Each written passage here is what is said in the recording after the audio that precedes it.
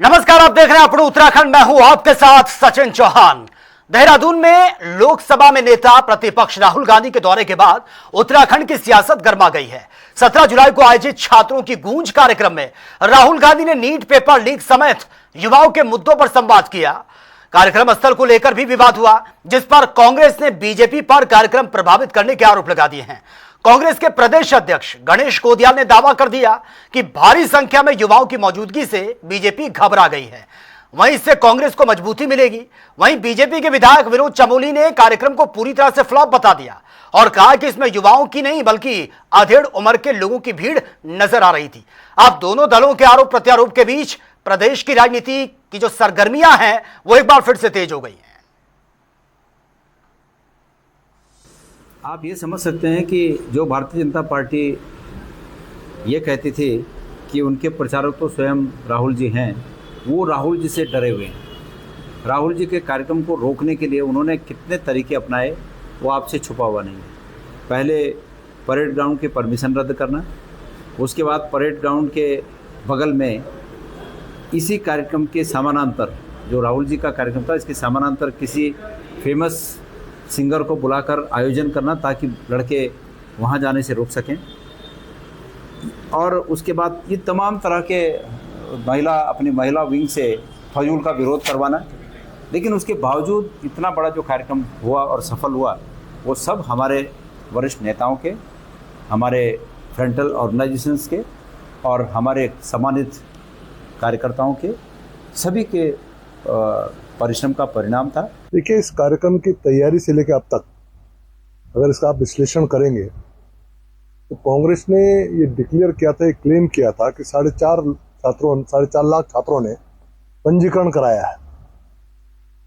जब बन्नू स्कूल का कार्यक्रम मैं देखता हूँ, क्योंकि मेरी विधानसभा क्षेत्र में पड़ता है, और जो हैंगर उन्होंने लगाया था उसकी क्षमता 5000 से ज़्यादा की नहीं थी, तो आरोप लगाने की बात नहीं होनी चाहिए, एनालिसिस करना चाहिए कि 5000 की क्षमता का वो हैंगर था और उसमें जो जेंजीज उन्होंने प्रस्तुत किए, कोई 60 साल का था, कोई 70 साल का था, कोई 80 साल का था, सफ़ेद दाढ़ी लेके ऊपर से टोपी लगा के, और ऐसे बहुत सारी संख्या में लोग थे जो जेंजीज वहाँ पर मौजूद थे। उन जेंजीज के लिए उन्होंने कार्यक्रम किया था।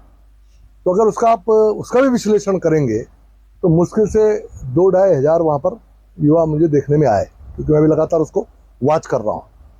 तो 4.5 लाख के पंजीकरण के बाद मात्र 2000 युवाओं को कांग्रेस जुटा पाई, ये नटसेल में रिजल्ट है, ये रिजल्टेंट है उसका।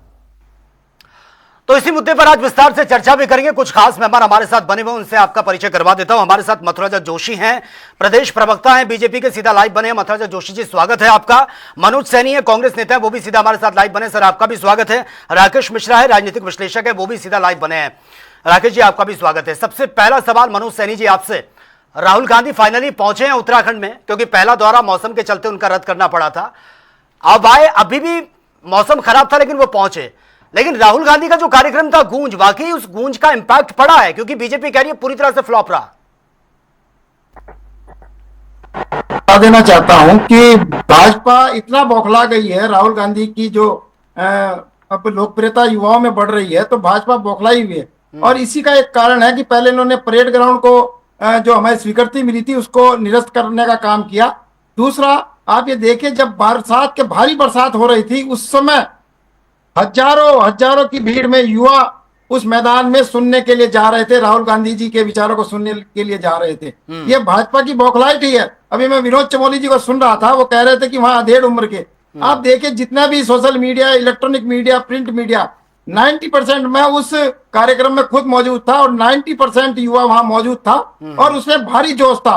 एक तरफ जहां मोदी और धामी की जो सरकार है, जो पेपर लीक से जो बच्चे हताश और परेशान थे, उन्हें नया जोश देने के लिए, उनकी हताशा को दूर करने के लिए राहुल गांधी उनके जो परेशानियां थी, उनकी जो जिज्ञासाएं थी, उसको शांत करने के लिए पहले कोटा में आपने देखा भारी भीड़ जुटी, और उसके बाद देहरादून जो द्रोण नगरी कहलाई जाती है, उसमें भी बारिश और भाजपा के ओछे हथकंडे भी राहुल गांधी के कदम और युवाओं के कदम को रोक नहीं पाए। और निश्चित रूप से भाजपा बौखला चुकी है और तरह तरह के आरोप प्रत्यारोप ये लगाने पे लग रहे हैं। ठीक है मनोज सैनी जी, आप ये मानते हैं कि राहुल गांधी आए और जो उनकी गूंज थी, उनकी गूंज की धमक से बीजेपी घबरा गई है।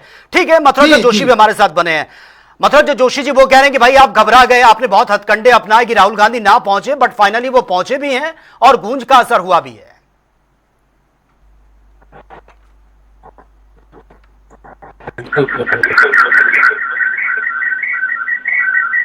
ऑडियो में दिक्कत आ रही है मतलब से जोशी जी।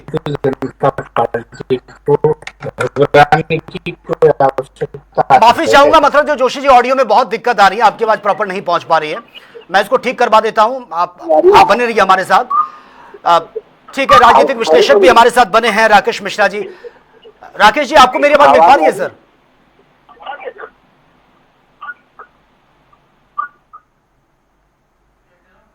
चलिए, लगता है शायद उन तक आवाज नहीं पहुंच पा रही है। ठीक है, आप दोनों से मैं जुड़ूंगा आगे। ठीक है, मनोज सैनी हमारे साथ बने हुए हैं, कांग्रेस नेता हैं। मनोज सैनी जी, लेकिन जिस तरह से राहुल गांधी यहां पहुंचे हैं, क्या कोई वेदर कनेक्शन है राहुल गांधी से? क्योंकि जब जब राहुल गांधी उत्तराखंड आने की सोचते हैं, मौसम खराब हो जाता है।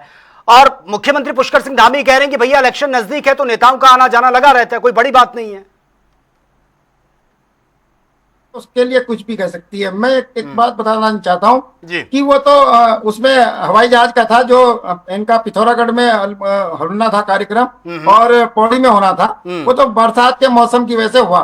लेकिन आप देखिएगा देहरादून में किस तरह से इंद्रदेव ने हमारे राहुल गांधी का स्वागत किया, ये पूरे देश ने देखा, पूरे प्रदेश की जनता ने देखा, और किस तरह से उन्हें हाथों हाथ लिया। एक तरफ जहां राहुल गांधी युवाओं के भविष्य की बात कर रहे थे, उसको लेकर चिंतित थे, वहीं धामी सरकार की आप नाकामी देखिए, और मैं उसे कहूंगा एक अकर्मण्यता देखिए कि जो परेड ग्राउंड जिसमें छात्र के भविष्य को लेकर बातें हो सकती थी, वो एक गायिका को बुलाकर वहां युवाओं के भविष्य से खिलवाड़ करने का काम किया गया, और वो भी सरकारी धन की, उसमें सरकारी धन की चपेट इन्होंने खर्च किया है उसमें। ये दुर्भाग्य का विषय है और बहुत ही निंदनीय काम ये धामी सरकार ने किया है। ठीक है, मथुरा जोशी हमारे साथ बने हुए हैं। सर, आपको आवाज मिल पा रही है? जी, मतलब जोशी अपनी बात रखिए सर। आप कुछ बोल रहे थे उस वक्त, ऑडियो में दिक्कत थी। मेरी आवाज आ रही है? जी बिल्कुल आ रही है सर। देखिए, भारतीय जनता पार्टी न किसी से घबरा रही है, न भारतीय जनता पार्टी को घबराने की जरूरत नहीं है। जो पार्टी खुद ही अपने झगड़ों में उलझी हो, अपने अध्यक्ष को हटाने के लिए 25-25 लाख की बोली लगा रही हो, तो उस पार्टी से घबराने की कोई आवश्यकता नहीं है। जहाँ तक दूसरी बात है, अभी जो आदरणीय चमोली जी ने कहा कि किस टाइप के लोग वहाँ पर आए, आपने भी फुटेज देखे होंगे।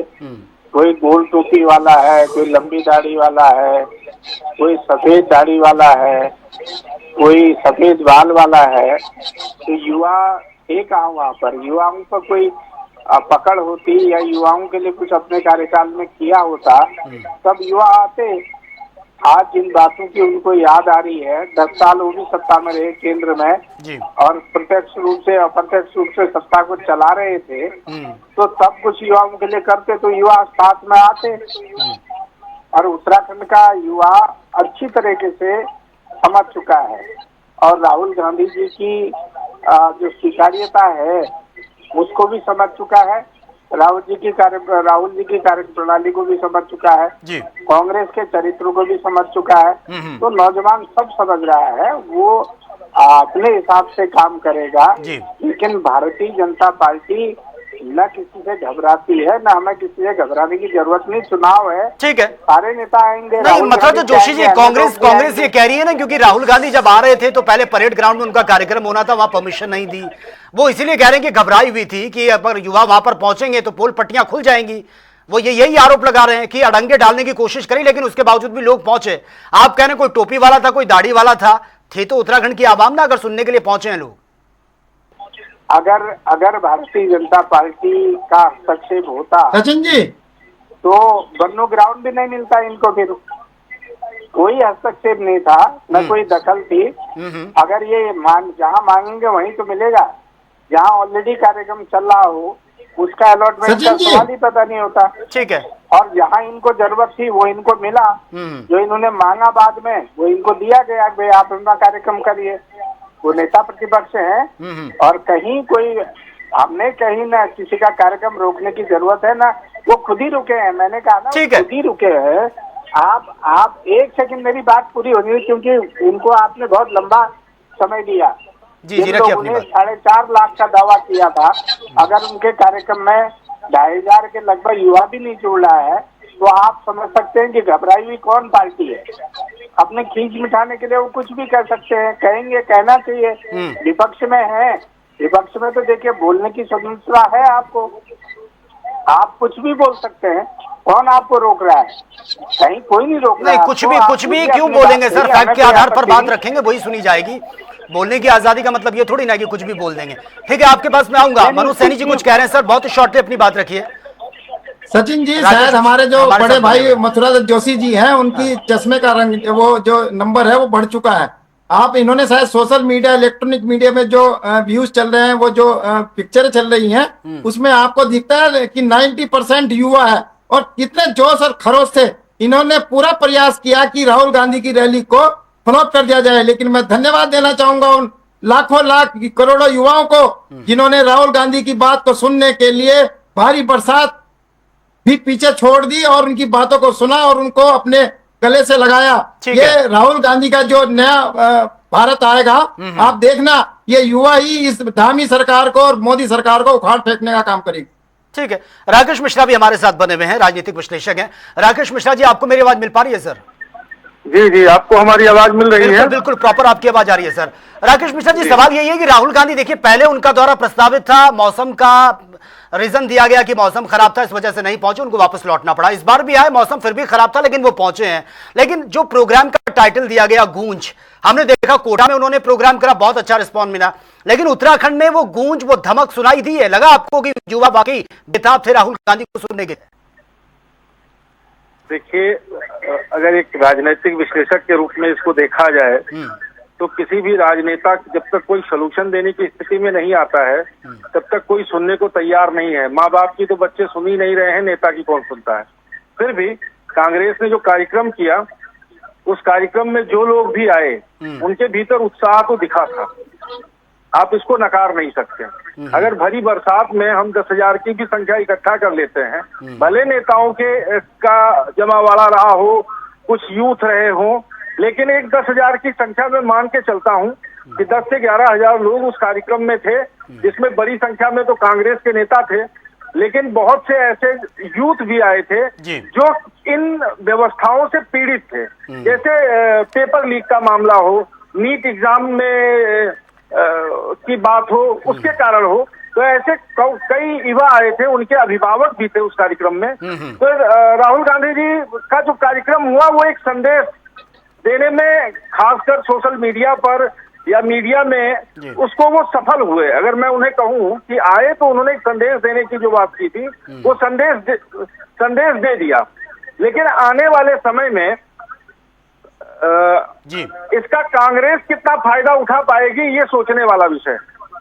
ठीक है, ये सोचने वाला विषय है कि इस मूवमेंट को अगर ये भीड़ बुला के नहीं लाई गई है, स्वतः आई है, तो हो सकता है इसका इम्पैक्ट हो। लेकिन अगर इन्होंने भीड़ इकट्ठा की है, तो शायद इसका इम्पैक्ट नहीं पड़ेगा। ठीक है, मथुरादत्त जोशी जी, आप कह रहे हैं कि 2000 के आसपास लोग पहुंचे थे, आप कह रहे हैं वो युवा भी नहीं थे, अधेड़ थे। राकेश मिश्रा जी कह रहे हैं 10,000 के आसपास थे और बच्चों के साथ उनके पेरेंट्स भी थे, यानी कि लोग चाहते थे राहुल गांधी को सुनना। उन्होंने ये भी कहा है कि जब तक समस्या का समाधान नहीं होगा तो कैसे ये किसी को आप आश्वस्त कर सकते हैं, लेकिन किसी ने किसी की तकलीफ तो सुनी है। यह है कि आदरणीय मिश्रा जी अपने राजनीतिक अनुभव के आधार पर वो बात कह रहे हैं। ठीक है, वो राजनीतिक विश्लेषक हैं, उन्होंने पूरा मामला देखा होगा और अपनी जो भी उनकी अपनी प्रतिक्रिया हो सकती है, वो प्रतिक्रिया दे रहे हैं, उनको अधिकार है देने का। वो तो स्वतंत्र आदमी है, कुछ कह सकते हैं, क्यों नहीं कहेंगे? जो उन्होंने देखा होगा वो भी कहेंगे। लेकिन जो मैंने देखा है, जो फुटेज आपकी बाहर आई है, जिस तरीके से लोग उसमें आए हैं, मैं ये नहीं कह रहा हूँ युवा नहीं आया, मैंने कहा ना कि 2-2,500 युवा वहाँ आया है और उत्साहित युवा आया है। ठीक है, वो एक व्यवस्था से वो विचारधारा का व्यक्ति है, उनकी अपनी छात्र संगठन है, NSUI है, यूथ कांग्रेस है, उनकी विचारधारा के लोग हैं, वो आएंगे, उसको कौन रोकेगा? नहीं, लेकिन ये कहना गलत है ना कि युवा नहीं थे, अधेड़ आए हैं, हो सकता है उनके पेरेंट्स उनके साथ आए हो। लेकिन जरा प्लीज सुन लीजिएगा। लेकिन इस तरीके से खुद अभी मुकेश भाई ने कहा कि मैं वहाँ था, और मुकेश भाई की उम्र ही 50 साल के ऊपर है, तो आप अंदाज लगा सकते हैं कि कितने नौजवान वहाँ थे, कितने युवा वहाँ थे, कितने बुजुर्ग वहाँ थे, ये अंदाज लग सकता है। और जो उनके अपने नेता थे पूरे जिलों से, जिला के अध्यक्ष बुलाए गए थे, एमएलए बुलाए गए थे, सारे बुलाए थे उन्होंने, जोर तो लगाया उन्होंने, कोशिश तो की कार्यक्रम अपना सफल करने का। वो हर राजनीतिक दल करता है, इन्होंने भी अपना काम किया। लेकिन मैं इतना जरूर बता दूं कि न राहुल गांधी पर उत्तराखंड का विश्वास है, न देश के नौजवानों का विश्वास है। वो जानते हैं इस तरीके से 10 साल के कार्यकाल में केंद्र की सरकार और 5 साल 12 से 17 साल उत्तराखंड की सरकार ने नौजवानों की भावनाओं से किस तरीके से खिलवाड़ करने का काम किया है, ये सब जानते हैं। ये किसी छिपा नहीं है, सब जानते हैं, उसको ज्यादा कहने की आवश्यकता नहीं है।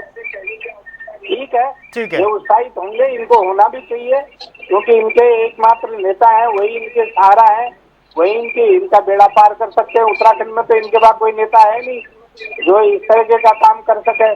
ठीक है, अभी तो कुछ कल मैं सुन रहा था कि तो कह रहे प्रियंका गांधी भी आएंगी। कि चुनाव का पीरियड है, चुनाव का समय है, नेताओं का आना जाना रहेगा और आएंगे लोग, लेकिन इनके नेताओं में ये पहले आपस में एक साथ बैठ लें और सब कुछ कार्यक्रम बनाएं तो इनका उद्धार हो सकता है। नहीं तो आप देखिएगा, मैं तो बार बार ये बात कहता हूं, 2017 को याद करें, ये 2017 से भी आप मेरी बात नोट कर लीजिएगा। ठीक है, 2017 से भी नीचे आएगी जो 2017 का आंकड़ा था, कांग्रेस उससे भी नीचे आएगी। आप बहुत बड़ी बात आपने कही है। इस प्रदेश की जनता, ये देश के लिए जनता है, ये सब जानती है। ठीक है, मनोज सैनी जी जवाब दीजिए। वो कह रहे 17 से भी नीचे पहुंच जाएगा, 2017 में जो आपका आंकड़ा था उससे भी नीचे आ जाएंगे आप लोग। राहुल गांधी को लेकर कह रहे हैं कि जनता का विश्वास नहीं है राहुल गांधी पर, उनका आना ना आना एक बराबर है। मेरे से बहुत वरिष्ठ हमारे मथुरादत्त जोशी जी हैं और अभी तक ये कांग्रेस में ही रहे हैं। और आप देखिएगा, ये इनकी बौखलाहट बता रही है। इनको अब भी ये 2-2.5 हजार बच्चे दिख रहे हैं। हमें कहते हैं ठीक है दिखना, ये सोशल मीडिया में जो वीडियो चल रही है या इलेक्ट्रॉनिक मीडिया में जो वीडियो चल रही है, उससे खुद पता चलता है कि भाजपा कितनी बौखलाई हुई है और किस कदर से युवाओं का जोश दिखाई दे रहा है। ये शायद देखना नहीं चाहते। इन्होंने कार्यक्रम को, मैंने जैसे बताया ना, कार्यक्रम को फ्लॉप करने के लिए इन्होंने तरह तरह के ओछे हथकंडे अपनाए। अब बात करते हैं, आप देखिए जो हमारी परिवर्तन संकल्प यात्रा चल रही है, उसमें जिस तरह से भारी भीड़ उमड़ के आ रही है, चाहे वो गोदयाल जी का हो, चाहे हरक सिंह रावत का हो, चाहे प्रीतम भाई का हो, यशपाल आर्य जी का हो, करण मारा का हो, जिस तरह से पहाड़ों में जो हमारे 10 जनपद हैं उनमें भारी भीड़ उमड़ के आ रही है और बीजेपी की सरकार, धामी की सरकार के खिलाफ आक्रोश भर रहा हो, निश्चित रूप से इस बार इस घमंडी, इस युवा विरोधी, महिला विरोधी और भ्रष्टाचारी सरकार की विदाई तय है, ये आप मान लीजिए। और कांग्रेस 2/3 बहुमत से इस बार सत्ता में आने जा रही है। महिला विरोधी तो वो कांग्रेस को बोलते हैं मनोज सैनी जी, वो कह रहे हैं कांग्रेस महिला विरोधी है, तभी तो महिलाएं विरोध कर रही थी। तो सर मैं बता तो रहा हूँ, ये महिलाएं तब कहाँ थी जब अंकिता भंडारी का जो वीआईपी था, अंकिता भंडारी वाले मामले में, ये तब महिलाएं कहाँ थी? ये सब महिलाएं ये इकट्ठी है, ये बीजेपी की जो महिलाएं हैं, इन्हें चुनावी टिकट चाहिए, इन्हें टिकट चाहिए। मैं देख रहा था कि आपने देखा होगा अंकिता भंडारी का वो वीआईपी, वो सीबीआई जांच कहाँ तक पहुंची, आज भी जनता। ठीक है, आप दोबारा से हम आउट ऑफ ट्रैक हो रहे हैं सर। नहीं, अभी ये राहुल गांधी पर चर्चा हो रही है कि उनके इस गूंज कार्यक्रम से कितना बड़ा इंपैक्ट पड़ेगा। आप कह रहे हैं कि बीजेपी घबरा गई है, बीजेपी कह रही है हम कॉन्फिडेंट है, हम घबराए हुए नहीं है। ठीक है, आप दोनों के पास मैं आऊंगा।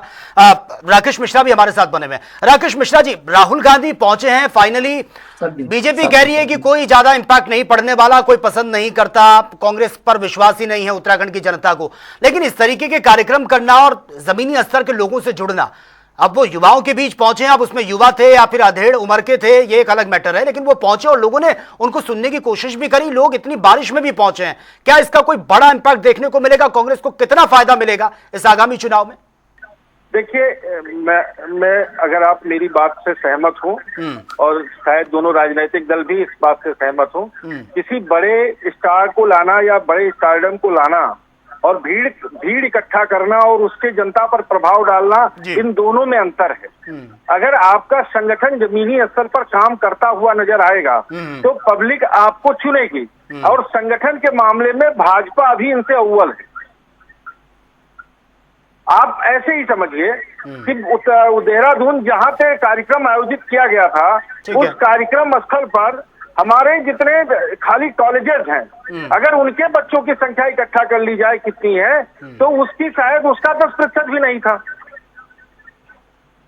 अच्छा, आज की स्थिति यह है कि अगर कांग्रेस अपने सांगठनिक ढांचे को मजबूत करती है, बूथ स्तर पर अगर अपने कार्यक्रम को तैयार करती है, तो बड़े नेताओं के आने का फायदा हमको मिलेगा। जी, अगर हम बूथ स्तर पे लड़ाई नहीं लड़ रहे हैं, एक जगह अगर हमारी स्थितियां बन रही हैं, या हम 10,000 5,000 लोगों को इकट्ठा करके कोई चुनावी जनसभा कर लेते हैं या कोई यूथ कन्वर्सेशन कर लेते हैं, तो उससे समाज पे क्या इम्पैक्ट पड़ेगा, उन युवाओं पे क्या इम्पैक्ट पड़ेगा, या आम जनता पे क्या।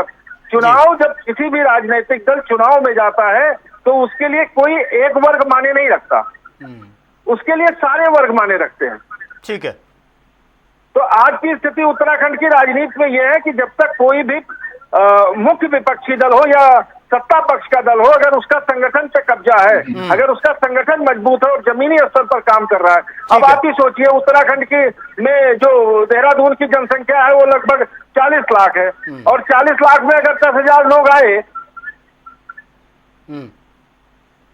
ठीक है, मौसम भी तो खराब था ना सर, उसके बावजूद भी लोग पहुंचे हैं सुनने के लिए। सचिन भाई, ठीक है, ठीक है, मनोज सैनी जी अपनी बात रखिए आप देखिएगा, मैं शुक्ला जी की बात से सहमत नहीं हूँ। आज भी हमारे मिश्रा जी पीएलए हमारे आज भी बीजेपी से ज्यादा है। हमारे डीसीसी की लिस्ट सब जारी हो चुकी है। और आप देखिए, आपने देखा होगा मोदी या शाह या राजनाथ सिंह की जो रैली है, या मुख्यमंत्री की खुद जो रैली होती है, उसमें जनता नहीं रहती है। उसमें आपने देखा होगा सरकारी कर्मचारी, स्कूलों के बच्चे, भीड़ बढ़ाने के लिए, भीड़ को वहां इकट्ठा करने के लिए स्कूलों के बच्चे और आंगनवाड़ी और यहाँ तक कि जो महिला समूह बने हैं उनको एकत्रित करके ये भीड़ दिखाई जाती है। ये भीड़ उनके पास नहीं आती है, क्योंकि अब जनता इनको समझ चुकी है कि ये जुमलेबाज है, और ये जनता के लिए ये हम दो और हमारे दो के लिए ही काम करते हैं, चाहे वो धामी हो और चाहे वो मोदी हो। आप देखिए कि मैं भी एक आउट ऑफ जाके दूसरा विषय पे आ रहा हूँ कि भ्रष्टाचार उत्तराखंड में कुंभ मेले के दौरान सती कुंड का उद्धार हो रहा है, और भाजपा के ही एक वरिष्ठ नेता जो खाटी संघी है, उन्होंने आरोप लगाया धामी सरकार पर कि 5 करोड़ का काम 61 करोड़ में सरकार देने की काम कर रही है। ठीक है सर, भीड़ को हम वोट में कन्वर्ट नहीं कर सकते ना, ये तो भीड़ है, भीड़ किसी की नहीं होती। सचिन भाई, जब आदमी हताश हो जाता है, हर तरफ से निराश हो जाता है, हौसला जरूर दे सकती है। भीड़ को देखकर आप गदगद हो सकते हैं कि देखिए कितनी भीड़ है। पार्टी बनेगी।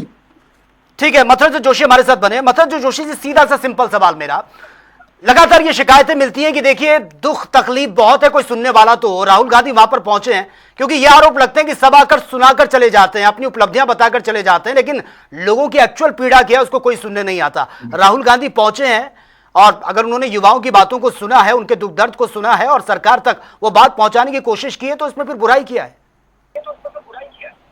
नहीं, हम उसको बुराई नहीं मानते हैं। हमने कभी नहीं कहा बुराई मानते। हमने नहीं कहा, ये इनका काम है, विपक्ष में है तो इनका काम है, ये करेंगे इस काम को। लेकिन मैंने कहा ना कि अतीत भी तो आदमी का होता है। आप तो आप स्वार्थ के लिए यहाँ आ रहे हो। 4 साल में पार्लियामेंट के चुनाव में राहुल गांधी जी नहीं दिखाई दिए। सर ऑडियो बहुत कम आ रही है आपकी सर। और यहाँ पंचायतों के चुनाव हुए, एक नहीं प्रभारी नहीं दिखाई दी, कोई नेता नहीं दिखाई दिया। अब ठीक है, मैंने कहा ना चुनाव हो रहे हैं, बरसाती मेढक की तरह हर आदमी टक्कर करेगा, आएगा, अपनी बात कहेगा, और जनता सुनेगी, निर्णय जनता को करना है। और लेकिन मैंने जो अपनी बात कही, देखिए राहुल जी को कोई सीरियसली नहीं लेता है, खुद उनके पार्टी के नेता उनको सीरियसली नहीं लेते हैं। उत्तराखंड के नेताओं की कितनी बड़ी सिरपुटोबल है, ठीक है, जो आपके सामने है। हरीश रावत जी पूरे कार्यक्रम से बाहर रहे, हरीश रावत जी के सदन तक बाहर रहे। अभी 15-20 दिन पहले कहा, प्रदीप त्रिपाठी का एक पोस्टर फेसबुक में जारी हुआ है, उसको जरा देख लीजिएगा। मुकेश भाई को मैं भेज दूंगा, क्या कह रहे हो? नहीं, ये नाराजगी रहती है। कांग्रेस से घर देखने से बेहतर आप अपना घर देखिए, किस तरह से फुटबॉल हो रही है। और रही हरीश रावत जी की बात, वो बीमार है और उन्हें स्वास्थ्य लाभ की सुझाव दिया है डॉक्टर ने। आपको मैं लगता हूँ कि मैं बौखलाहट में रहता हूँ या मैं बौखलाहट में कोई बात करता हूँ? ये तो खुद बौखलाहट में है, बीच बीच में बोल के दूसरे को डिस्टर्ब करो, खुद बौखलाहट में ये लोग। हम कहीं बौखलाहट में नहीं है, कहीं चिंतित नहीं है। हमें उत्तराखंड की महान जनता पर भरोसा है। ठीक है सर। और निश्चित रूप से तीसरी बार भी इस प्रदेश का नौजवान, इस प्रदेश की मातृशक्ति और इस प्रदेश का किसान, इस ठीक है प्रदेश सर, का समय का नौजवान, अभाव है मेरे पास। इस प्रदेश का जवान वो भारतीय जनता पार्टी के समर्थन में काम करेगा। ठीक है। और निश्चित रूप से धामी जी के नेतृत्व में चलिए। इस प्रदेश में भाजपा की सरकार ठीक है, बनेगी। फाइनल कमेंट ले लेते हैं राकेश मिश्रा जी आपसे, बहुत ही शॉर्टली सर। एक लोकतांत्रिक व्यवस्था में विश्वास करने वाला व्यक्ति हूँ और मैं ये चाहता हूँ कि सत्ता पक्ष और विपक्ष दोनों मजबूत रहें। लेकिन जिस तरह से हरीश रावत जी बीमार चल रहे हैं कांग्रेस के इतने बड़े पुरोधा होकर, जिन्होंने शायद हम लोगों की दुगनी उम्र से उन्होंने राजनीति की है, और जिस तरह से वो राजनीति में कांग्रेस ने के कारण वो बीमार चल रहे हैं, मैं आज ये शब्द कह रहा हूँ कि कांग्रेस की वर्तमान जो सांगठनिक व्यवस्था है उसकी वजह से उनकी बीमारी है। अरे सर, बीमारी किसी और की उस देखकर बीमारी थोड़ी ना की आती वजह है से कि वो वो जिस बहुत तरह सीनियर है या कार्यक्रमों से दूरी जूनियर बना रहे है, हैं, ये तो कभी भी किसी को भी हो कांग्रेस सकती को है। एक बार पुनः इस पर विचार करना चाहिए। चलिए ठीक है, मनोज सैनी जी बहुत शॉर्टली सर, आप कुछ कहना चाह रहे हैं, बहुत ही शॉर्टली। देखिए, बड़ा दुर्भाग्य है कि उनकी बीमारी को लेके भी राजनीति से जोड़ा जा रहा है। वो वास्तव में बीमार है और वो उनको शायद वो अब बेंगलोर जाएंगे अपने स्वास्थ्य के उपचार कराने के लिए, और शायद 2-2.5 महीने उसमें उपचार में लग जाएं। तो ये राजनीति में उनकी बीमारी को खींचना ये बड़ा दुर्भाग्य और निंदनीय काम है। इसे मैं कतई स्वीकार नहीं करेगी, ना उत्तराखंड की जनता स्वीकार करे।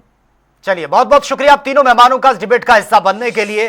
तो राहुल गांधी उत्तराखंड पहुंचे हैं, युवाओं से उन्होंने बात करी है, लेकिन इसको लेकर बीजेपी की तरफ से कहा गया कि ये पूरा कार्यक्रम जो था पूरी तरह से फ्लॉप रहा है। जिस तरह से लाखों में आंकड़ा दिया गया था, मात्र हजारों में युवा वहां पर पहुंचे, और युवा भी नहीं कहा जा रहा कि बहुत से तो ऐसे लोग थे जो उम्र दराज थे, वो भी वहां पर पहुंचे हैं। इसी को लेकर अब बीजेपी कह रही है कि बीजेपी घबराई नहीं थी, राहुल गांधी को कोई सीरियसली नहीं लेता। लेकिन दूसरी तरफ कांग्रेस का कहना है कि राहुल गांधी ने युवाओं में जोश भरने का काम किया और आने वाले वक्त में, आने वाले चुनाव में इसका बहुत बड़ा असर भी देखने को मिलेगा। तो फिलहाल मेरे साथ इतना ही। तमाम खबरों के लिए आप बने रहिए जनता टीवी के साथ। नमस्कार।